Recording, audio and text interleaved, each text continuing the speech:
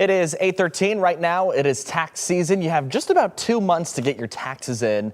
And this year there are several things you need to know. And here to help us break it all down is Professor Halil Nadler with Wayne State University. He is a law professor with expert knowledge on finances and taxation. Professor Nadler, we appreciate your time this morning. Let's talk about the biggest change that some people might see. And that is some folks might see larger refunds. Who are those people and why is that? Yeah, so just like you said, the big news this year is that average refunds are going to be up, something not exactly clear, but something between $300 and $1,000. But that average conceals a lot of difference. There's going to be a lot of difference between different taxpayers. Who's going to benefit the most? It's going to be people who earned a lot of tips over the course of the year, earned a lot of tipped income over the course of 2025. Workers, hourly workers who logged a lot of overtime, and seniors are likely to see increases in refunds. Families with kids might see a small bump because of an increase in the child tax credit in the tax legislation that Congress passed over the summer.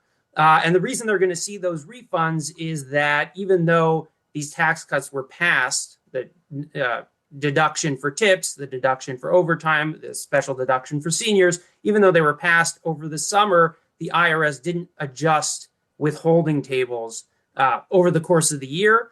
And so rather than seeing a smaller tax withheld from your paycheck over the course of the year, these taxpayers are now going to see the tax cut in the form of a larger refund at filing season. Interesting. So that's certainly some good news for folks who are getting ready to file those taxes. They might see an extra kickback because of that. Absolutely. Going to be great for the people that are able to kind of see that extra money in their pockets. Now, what other changes might we see into this tax season? So those are some of the major changes, these new deductions that were passed in 2025. Again, for if you earn tax on if you earn tipped income, there's a new deduction. You can deduct income up to $25,000. If you had overtime, if you're paid overtime, that the time and a half, that half is now deductible up to $12,500. Again, seniors can deduct up to $6,000. Another new deduction that people may not be aware of is the auto loan interest deduction. That you can deduct up to $10,000 on cars that were assembled in the U.S. Again, for all of these, there are phase outs. So if you have income over a certain amount, you may not be eligible for the full amount of the deduction, but certainly worth checking. Another new deduction that people may not be aware of is a charitable, if you made cash donations to recognized charities, to eligible charities, you can deduct that even if you don't itemize. So many people don't itemize their deductions. They take the standard deduction. Before this year, you were only eligible for the charitable deduction if you did itemize. Now, even if you don't itemize, you're eligible for some amount of charitable deduction. So worth checking. Yeah, we're still pretty early in tax season right now, right? We've still got about 61 days until we hit that day, tax day that is. For people who haven't filed yet, what would you recommend at this point double checking before we go ahead and submit those tax forms?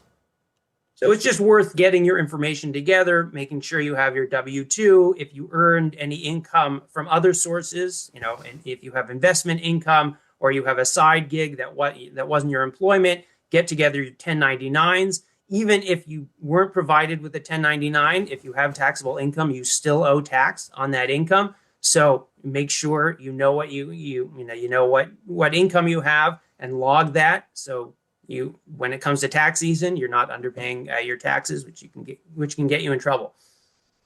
Are there certain credits or tax deductions that people commonly overlook that we should be paying attention to this year?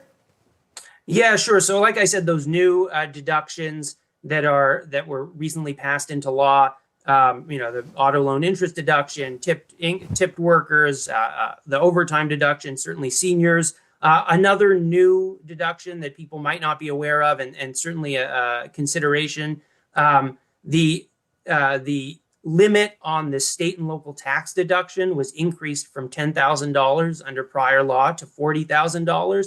So some taxpayers who in previous years might have taken the standard deduction because their itemized deductions weren't high enough to make it worth itemizing. Now, if they have a lot of state property tax, Michigan, they might have a lot of state property tax or state income tax, it may be worth their while to consider itemizing. So that's something they should look into.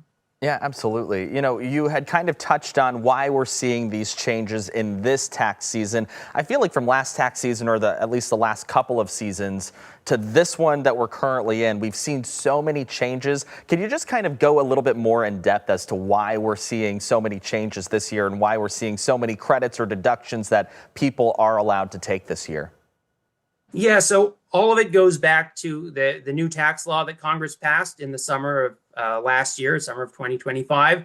A lot of changes to individual tax. So, the taxes you might face personally. A lot of these new deductions, changes in the amount of credits. So there was a change in the standard deduction, was increased, bumped up slightly, a small change in the child tax credit, up $200 for per child.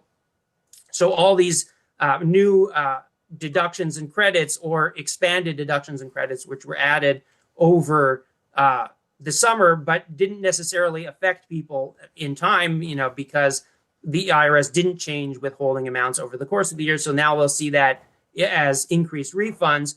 Next year, once those credits and deductions are taken into account for withholding purposes, people will probably not see such significant refunds at the end of the year. They'll just see that as smaller amounts taken out of their paycheck, every pay time. Yeah, we've got just a couple of seconds left here. I want to ask one more question, especially if we don't get it together in time to file on in that day in April. What is the extension process? What do we need to know about filing a tax extension? What does that mean?